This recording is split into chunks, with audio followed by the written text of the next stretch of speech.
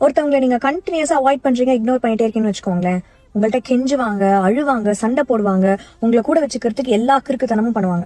But ஒரு point of time மேல அவங்களே சைலண்ட் ஆயிடுவாங்க. முந்தி மாதிரிலாம் பேசாம, சண்டை போடாம, எதையுமே குவெஸ்டின் பண்ணாம, நீங்க பேசினா பேசிட்டு பேசல அப்படிங்கறதுனா கூட அவங்களுக்கு அது ஒரு விஷயமா இல்லாம அது அவங்களுக்கு பழகிடும். திடீர்னு அவங்க சைலண்ட் ஆயிட்டாங்கன்னு வச்சுக்கோங்களேன், ஒரே ஒரு விஷயம் மட்டும் ஞாபகம் வச்சுக்கோங்க, உங்களோட ஆப்சன்ஸ் அவங்க அக்செப்ட் பண்ண பழகிட்டாங்க. அவங்க மனசளவுல நீங்க இல்ல அப்படிங்கறத ஏத்துக்க பழகிட்டாங்கன்னு வச்சுக்கோங்களேன்.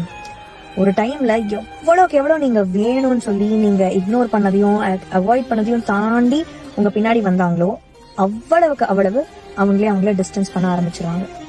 இன்ஃபேக்ட் அதுதான் இயற்கையும் கூட.